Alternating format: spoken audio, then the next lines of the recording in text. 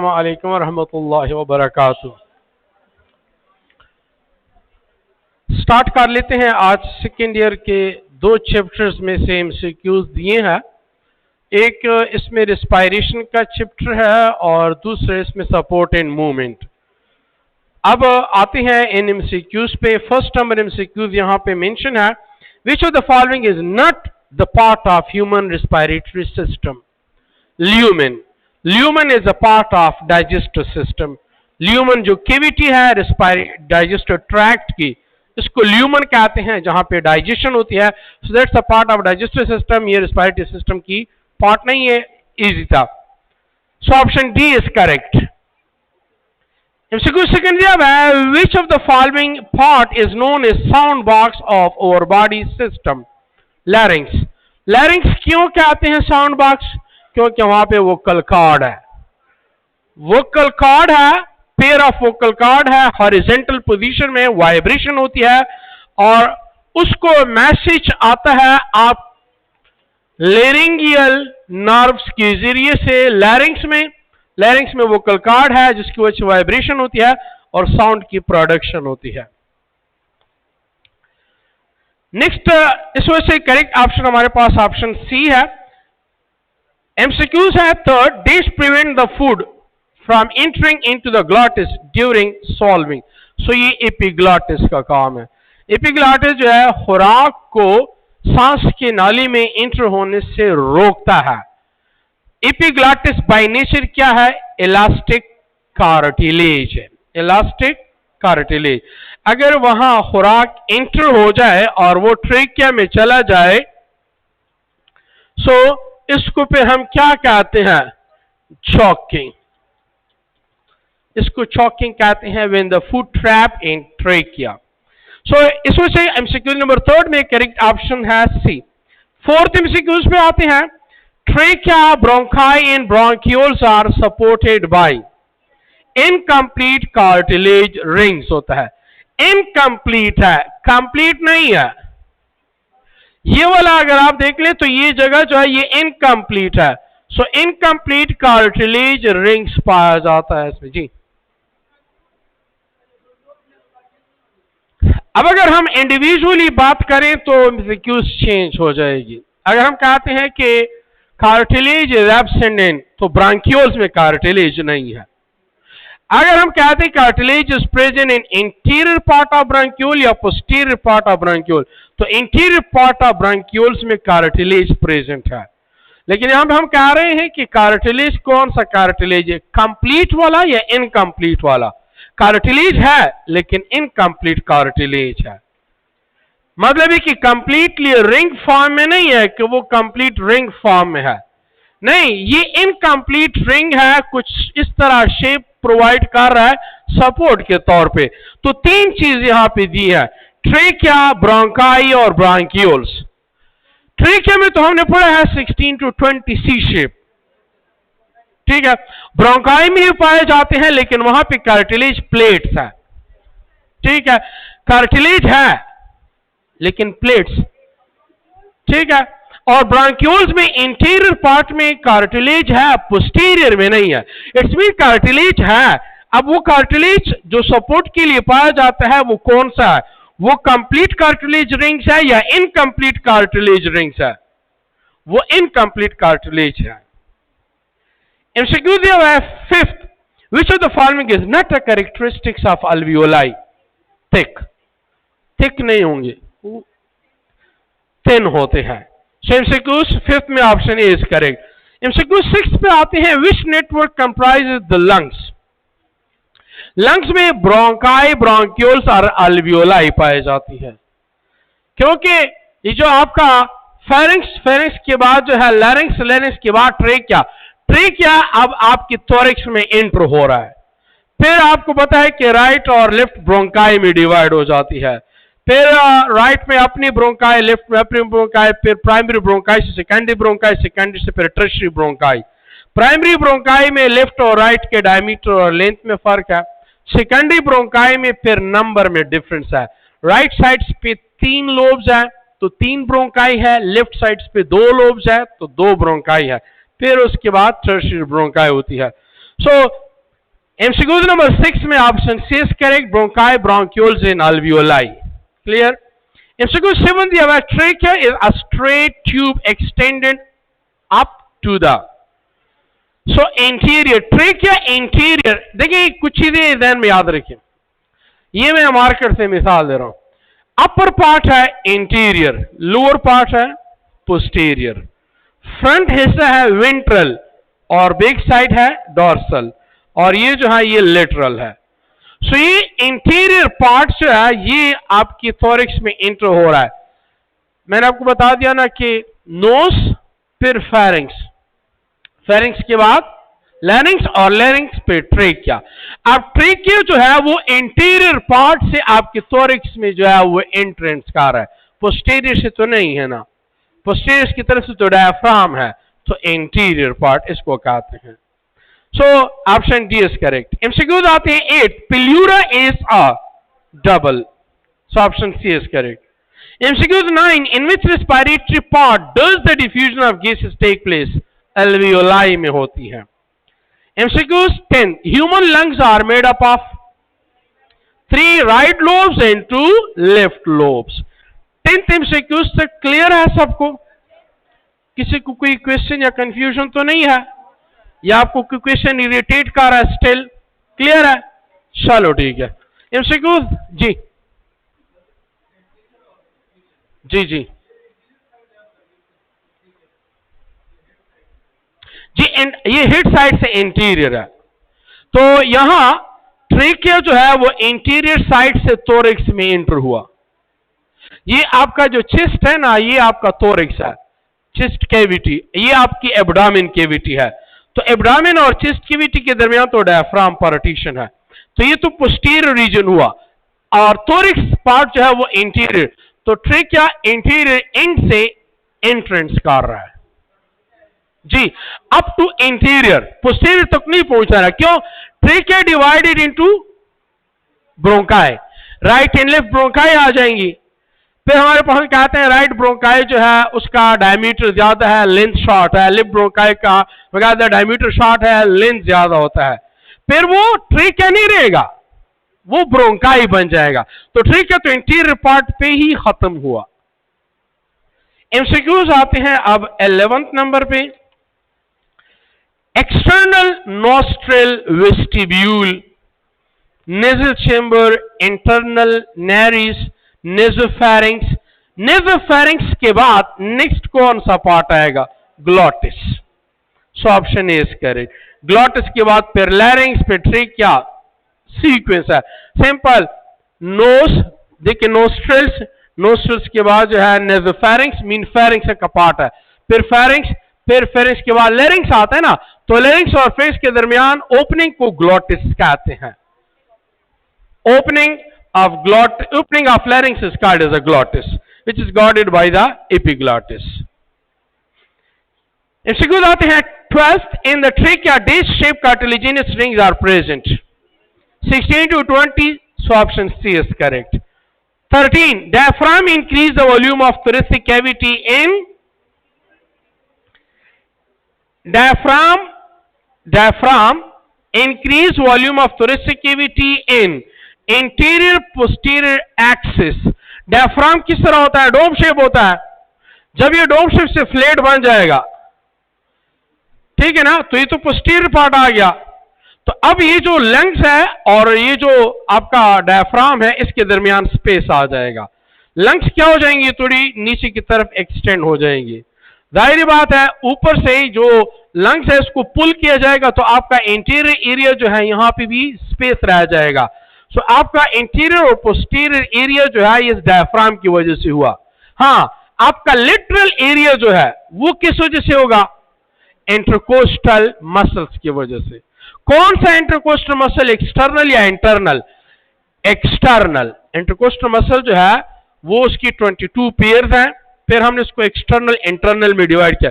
External contract होंगे तो उसको बाहर की तरफ खींचेगा, जिसकी वजह से स्पेस क्रिएट रह जाएगा. So MCQ number 13 में option B is correct. MCQ 14, in which part of the lungs gaseous exchange take place in humans? Alveolar duct and alveoli. Alveolar duct में भी गैसेस एक्सचेंज होता है और अल्वियोलाई तो है, बाकी आपको पता है कि ट्रेकिया और ब्रोंकाई में नहीं होती, अल्वियोलर डक्ट में होती है। 15. Epithelial tissue present on the inner surface of bronchioles and fallopian tubes are ciliated. अब स्क्वेमियस सिर्फ जो है उसमें ब्रोंक्यूल्स में है, लेकिन स्क्वेमियस वहां पे फेलोपियन ट्यूब में नहीं है, वो सिलिएटेड है, ये भी सिलिएटेड है, लेकिन ये स्क्वेमियस सिलिएटेड स्क्वेमियस एपिथेलियम है और वो सिलिएटेड है लेकिन स्क्वेमियस नहीं है। तो बेस्ट ऑप्शन हमारे पास कॉमन जो है वो सिलिएटेड हुआ ना, वो क्यूबॉइडल है ना, तो मतलब एक कि वो क्यूबॉइडल है और उसका शेप चेंज है, लेकिन दोनों सिलिएटेड है। ब्रोंकियाई जो है ना ब्रोंक्यूल्स, वो सिलिएटेड क्यूबॉइडल एपिथेलियम है और अल्वियोलाई स्क्वेमियस एपिथेलियम है, और जो हमारे पास उसका फेलोपियन है वो कलमनर्स है, शेप चेंज है लेकिन दोनों सिलिएटेड है। MCQ है 16. Days act as the air conditioners. Naso chambers. Air conditioner इसलिए कि ये ठंडा कर देता है। एयर जो है इसका टेम्परेचर कहां पे एडजस्ट होता है, एयर का टेम्परेचर कहां पे एडजस्ट होता है, नोज में एडजस्ट हो जाता है। कितना हो जाता है? 30 डिग्री सेंटीग्रेड। तो एयर कंडीशनर हुआ कि नहीं हुआ? MCQ 17. What is the function of trachea? A. Filter air we breathe, वो एयर को फिल्टर कर देता है। क्यों? क्योंकि उसमें सीलिया पाए जाते हैं और वो फिल्टर एयर जो फिल्ट्रेट बन जाता है वो कहां पे जाएगा? वो एसोफेगस में जाएगा। एसोफेगस स्टमक में और डाइजेस्ट किया जाएगा। जी कमियो नहीं, वो bronchiole carry air to the lungs. यहां पे क्यों? ट्रेकिया के बाद तो ब्रोंकाई है ना, ब्रोंकाई के बाद ब्रोंक्यूल्स है, bronchioles give air to the lungs. हाँ, एयर पैसेज वे है, लेकिन डायरेक्ट एयर तो वो लंग्स को नहीं दे रहा, वो तो इनडायरेक्टली दे रहा है। डायरेक्ट काम क्या है इसका? डायरेक्ट काम है एयर को फिल्टर करना। क्यों? क्योंकि इसमें सीलिया पाए जाते हैं। लेकिन सही ऑप्शन इसलिए नहीं है। First, filter air we breathe, ये तो ठीक है।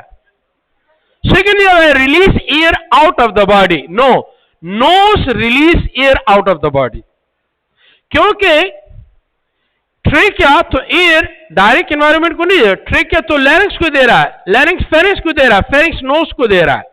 तो nose release air into the air. दूसरा, carries air to the lungs. नहीं, bronchiole carry air to the lungs. हाँ, ये ट्यूब है, यहां से एयर पास होती है, लेकिन bronchioles carry air to the lungs while nose give out air to the environment. ये तो ट्यूब है, ये तो दरमियान में पाया जाता है। अच्छा, एक्सचेंज ऑफ गैसेस तो हो नहीं सकती यहां पे, वो तो मैंने बता दिया अल्वियोलाई और अल्वियोलर डक्ट में होंगे। सो 17 में option A. 18, the trachea leads to the bronchi, option C. 19, hyaline cartilage is the primary functions of support trachea. C. 20, which of the following does not belong to conducting portion of the respiratory system? C. alveoli. Clear तो नहीं कर रहा, यहां पे तो exchange होगा। 21, the structure which close of the larynx is epiglottis. 22, during inspiration the diaphragm contract and flattens. 23, total number of alveoli in both lungs are 700 million. Option D is correct. यहां तक कोई क्वेश्चन क्लियर है सबको? ऐसा कोई MCQ जो आपको irritate कर रहा हो? जी, एडम्स एपल, ये जो स्वेलिंग पार्ट है, that's common term we call them Adam's apple. ये वाला एडम्स एपल है वो जिसको से उसमें फर्क आ जाता है पिच वगैरह में, लो पिच और वो वॉइस चेंज आ जाती है, दैट्स कॉल्ड एडम्स एपल। ये कॉमन टर्म यूज किया जाता है। जी एपिग्लॉटिस क्या?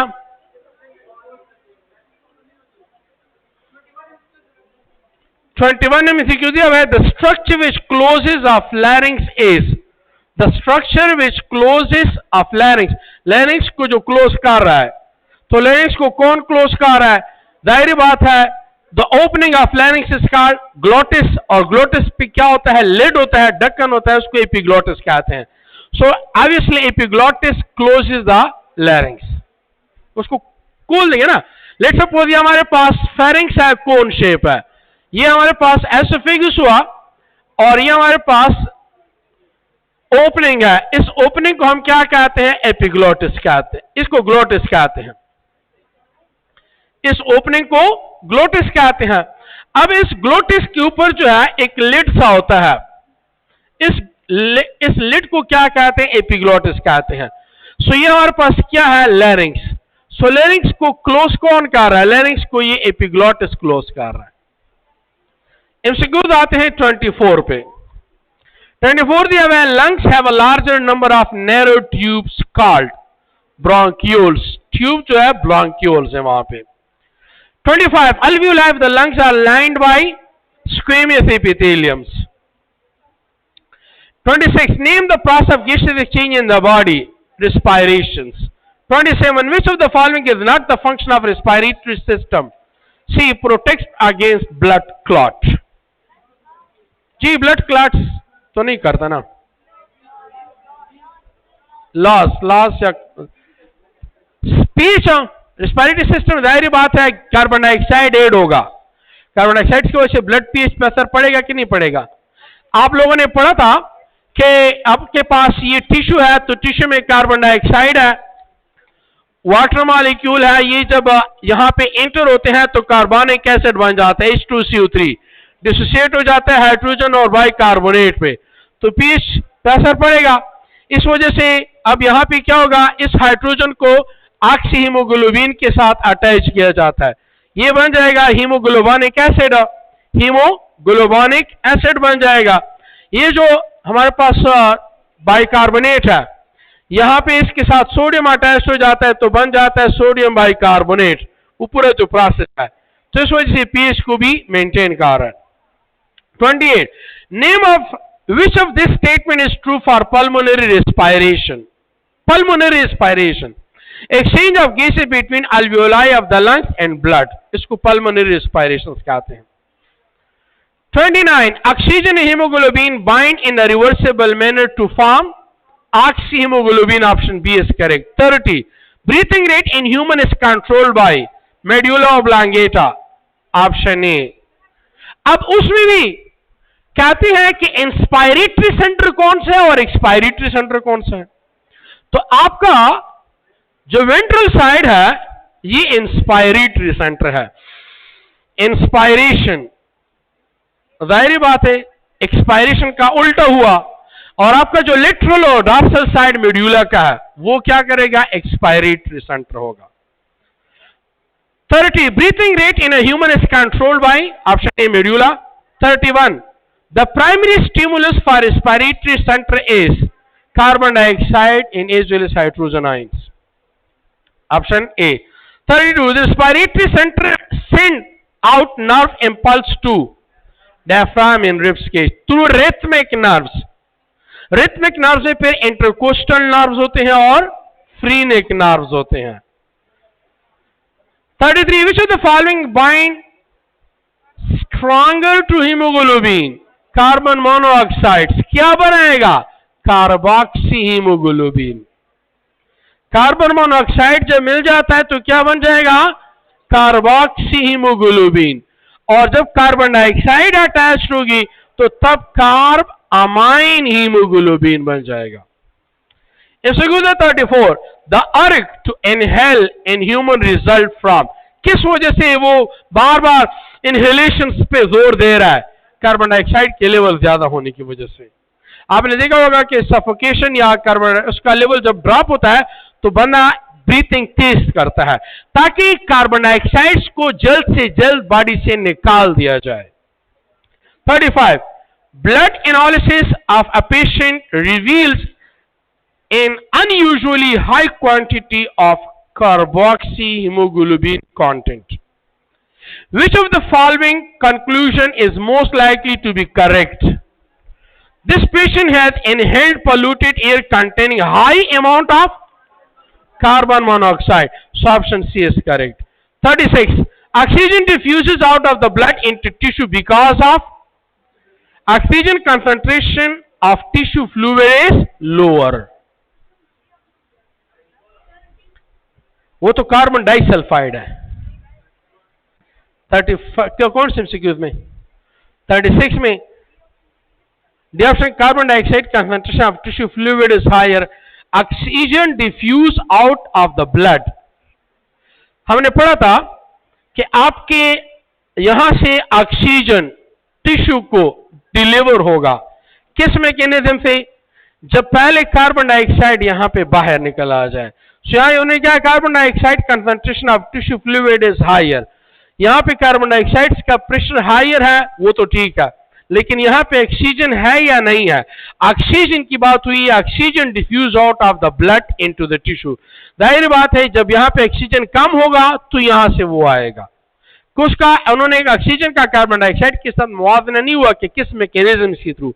वो कह रहे हैं कि सिंपल ऑक्सीजन यहां पे कब आएगा? जब यहां पे तादाद कम होगी. 37 gases exchange is held by simple diffusion. Option B is correct. 38.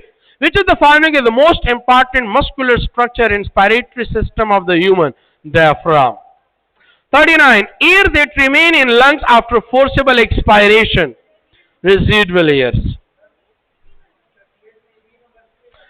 38 में क्या है? 38 में internal intercostal. Which of the following is the most important structure in respiratory system of humans?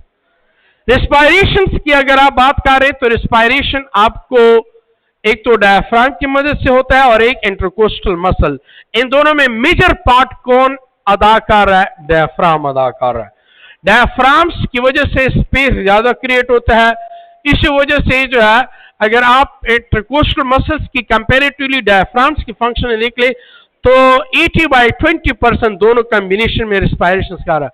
तो इंस्पायरेशन अगर आप कह रहे हैं तो इंस्पायरेशन तो वो तो एक्सटर्नल इंटरकोस्टल मसल्स के थ्रू होगा, और अगर एक्सपायरेशन की बात कर रहे हैं तो इंटरनल इंटरकोस्टल मसल होगा. ये तो ओवरऑल रिस्पायरेशन की बात हो रही है कि जिसमें इंस्पायरेशन भी है और एक्सपायरेशन भी है. तो डायफ्राम. एमसीक्यूज हमारे पास है 40. Oxygen is carried by erythrocytes. Option C red blood cell, क्योंकि वहां पे हीमोग्लोबिन है. 41. Which of these is not the function of joints?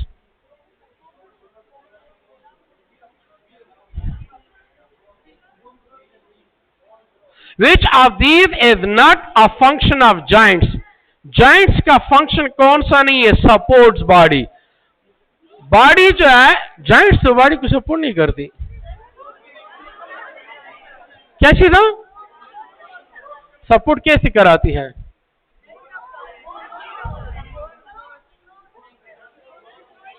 Which of these is not a function of joints? joints का जो function नहीं है वो कौन सा है? फर्स्ट आर्टिकुलेशन, वो तो जाहिर बात है. Allow bone growth, enable mobility, support body. So अगर देखा जाए जॉइंट्स हमारे पास क्या है? दो बोन्स के दरमियान जंक्शंस को कहते हैं. अच्छा, दूसरा अगर लॉन्ग बोन की ग्रोथ देखी जाए सो जॉइंट्स की वजह से लॉन्ग बोन जो है वो ग्रोथ कर रहे हैं. अगर जॉइंट नहीं होते तो लॉन्ग बोन ग्रोथ तो नहीं कर सकते थे. सो जॉइंट्स जो है बोन ग्रोथ में भी मदद देते हैं और इसके अलावा मोबिलिटी भी देते हैं. जिस तरह सपोर्ट की अगर बात होती है, जिस तरह बोन्स बॉडी को सपोर्ट कर रहे, कार्टिलेज सपोर्ट नहीं कर रही, जॉइंट सपोर्ट नहीं कर रहे, ग्रोथ कर रही है. आपकी जो लॉन्ग बोन्स है इस जॉइंट्स की वजह से तो वो ग्रोथ कर रहा है. अगर ये सिंगल बोन होता तो फिर तो ग्रोथ उसमें नहीं हो सकती थी. जॉइंट्स की वजह से ग्रोथ होती है. जी, अगर जॉइंट था वो तो लिखा हुआ है मूवेबल, वो तो ऑलरेडी आपको लिखा हुआ है एनेबल्स मोबिलिटी. आपको ये इसके काबिल बना दिया कि आप मोबिलिटी करें. अगर जॉइंट्स नहीं होते तो आपकी जो स्पाइनल कुछ पार्शियली मूवेबल है, कुछ फ्रीली मूवेबल है. ये पार्शियली मूवेबल और फ्रीली मूवेबल मोबिलिटी है कि नहीं है? तो ये किस वजह से है? जॉइंट्स की वजह से है ना. नहीं, आपको जॉइंट सपोर्ट नहीं दे रहा। सपोर्ट इन सेंस ऑफ कि आपकी बॉडी को एक्सटर्नल फोर्सेस के अगेंस्ट प्रिपेयर कर सकते। वो तो आपकी बोन्स का काम है कि वो एक्सटर्नल फोर्सेस को रेजिस्ट कर सकते। सपोर्ट आपकी बॉडी बोन्स की वजह से होती है, जॉइंट्स की वजह से नहीं। सिक्योर जिसे कहते हैं या इमूवेबल जॉइंट जिसे कहते हैं वो तो क्रेनियम में है। कुछ जॉइंट्स की मूवमेंट चाहिए, कुछ जॉइंट्स की मूवमेंट थोड़ी सी ज्यादा होनी चाहिए, कुछ जॉइंट्स की मूवमेंट बिल्कुल नहीं होनी चाहिए, डिमांडिंग के बेसिस पे है। अब जो जॉइंट्स जो है हमें हमारे पास वहां पे मूवमेंट नहीं होनी चाहिए, क्योंकि वहां पे जो ब्रेन सेंसिटिव पार्ट है उसकी रिक्वायरमेंट ही थी। लेकिन जहां पे जो जॉइंट्स हमें मूवेबिलिटी दे रहा है वो तो उसकी जो फंक्शनिंग है उसी के बेस पे बुनियाद पे उसको रखा हुआ है। दूसरा, जॉइंट आपको सपोर्ट नहीं दे रहा, सपोर्ट जो है आपको तो बोन्स दे रहा है। अगर मैं आपकी बॉडी से बोन्स को निकाल दूं तो आपका बॉडी सपोर्ट रहेगा, एक्सटर्नल फोर्सेस ज्यादा आ जाएंगी, बॉडी कोलैप्स हो जाएगी, शेपलेस मास बन जाएगी। That's called support. ये एक मिनट जी, बिल्कुल जंक्शंस को कहा नहीं, ये तो सपोर्ट नहीं हुआ। मीटिंग पॉइंट्स है, दो बोन्स के दरमियान मीटिंग पॉइंट्स है, हाउ दैट्स कॉल्ड सपोर्ट। ये किस तरह सपोर्ट है? सपोर्ट तो नहीं है। बॉडी एक दूसरे को योबल बॉडी न्यूली इसे कहता है। हाँ, that's it. For example, sara direct connect को body यो बोलने देनी वाले और तो सिर्फ सीधा सीधी connect नहीं शी नो बस body बटोला प्रीव्यू दी। Use the common sense। अच्छा, हम क्या कहते हैं? स्केलेटन। स्केलेटन की बात करते हैं ना, सपोर्ट जो है वो हमें स्केलेटन प्रोवाइड करती है। सपोर्ट आपको बॉडी स्केलेटन प्रोवाइड करती है। अगर हम स्केलेटन को रिमूव कर ले तो हम कहते हैं बॉडी शेपलेस मास बन जाएगी, जेली लाइक शेपलेस मास बन। अब जेली लाइक शेपलेस मास क्या फिर मूवमेंट कर सकती है? नहीं कर सकती ना। तो ये आपको सपोर्ट किसने प्रोवाइड किया? आपको तो बोन्स ने प्रोवाइड किया। जॉइंट्स का क्या काम है? जॉइंट्स का काम मोबिलिटी है, ग्रोथ है, जो अदर फंक्शन है जॉइंट्स का काम ये हुआ। अच्छा, एमसीक्यूज नेक्स्ट हमारे पास आते हैं 42। Which of these are the points of contact between bone and cartilage joints? 43. Which of these joints do not show any movement? Fibrous. For our skull, cranium की, skull की नहीं cranium की। 44. Which of these show no movement? Skull bones. C. 45. Which of these joints join the skull bones to each other to form craniums? Dense fibrous connective tissue होते हैं जी। 42 में joint है ना, bone to bone या bone two cartilage या cartilage to cartilage, हम इसको joints कहते हैं। वो तो मसल्स के लिए है। अगर मसल्स ना बोन टू बोन वो लिगामेंट है, और बोन टू उसकी मसल टू बोन वो टेंडन्स है।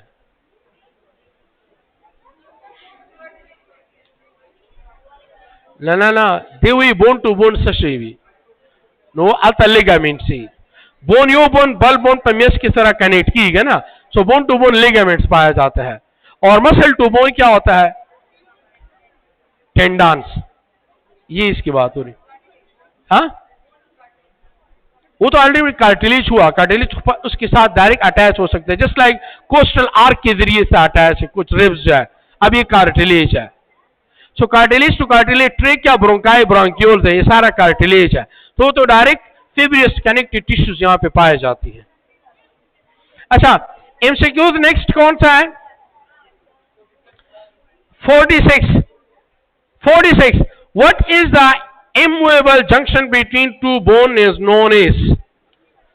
Sutures कहते हैं, ऑप्शन डी cranium में होता है। 47. What type of joint is present between adjacent vertebra? Cartilaginous joints या partially movable। 48. Which of these joints permit limiting movement? Cartilaginous joint, D. 49. Which of these is an example of hinge joints? Knee joints। 50. Which of these is an example of pivot joints? Atlas and axis। ये जो वर्टिब्रिया है नेक में जी, जो नेक में है first और second वर्टिब्रिया Atlas and axis, ये इसकी एग्जांपल्स है। और रिस्ट जॉइंट भी आप इसमें ले सकते हैं, wrist joint. 51 which of these is not the function of skeletal system? Metabolism. 52 what type of tissue is cartilage? Connective tissue है। 53 the presence of what makes the matrix of bone hard? Calcium salt बना देता है। 54 how many bone do we have? 206 at the time of birth कितनी है? 350 fused कितनी हुई? 144 55 how many bones are present in axial skeleton? 80 56 which of these bones are not the part of axial skeleton? Clavicle. 57 how many facial bone does the skull possess? 14 58 how many vertebrae do human possess? 33 or vertebral bones?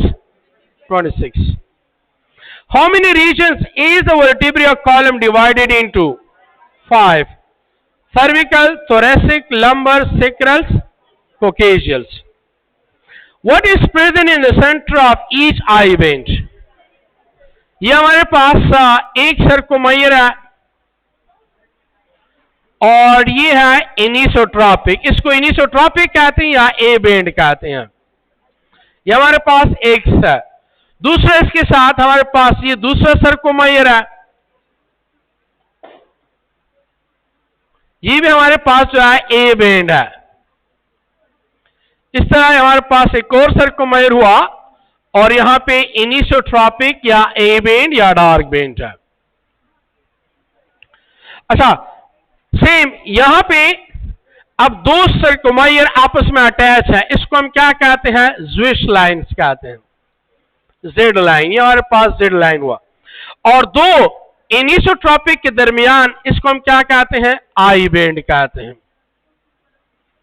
ये हमारे पास आई bend हुआ। तो MCQs है what is present in the centre of I bend? I bend के centre में क्या पाया जाता है? Z line.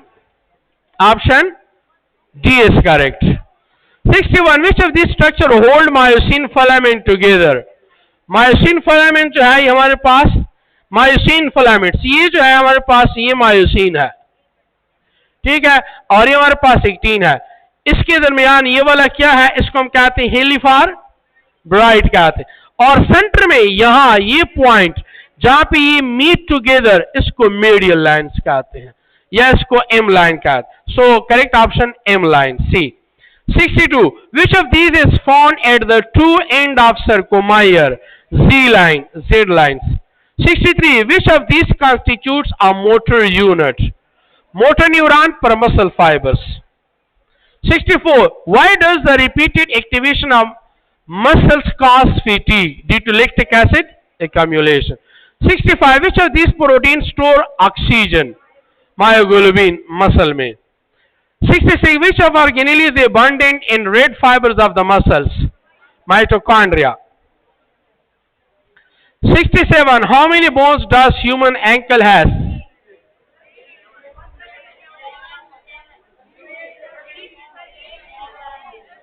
एंकल में यहां पे कितने बोन्स होते हैं? 7। गलत है आना। कार्पल्स 8 है, कार्पल्स 8 है, टार्सल 7 है। बुक में पे करेक्शन हुई थी, ओल्ड में 8 है, न्यू में 7 दी है। पेटेल है आल्सो अ बोन, इसकी करेक्शंस कर लें। पहले हम कहते थे कि कार्पल्स और टार्सल दोनों 8-8 हैं, बाद में पता चला कि नहीं, कार्पल्स 8 है, टार्सल 7 है।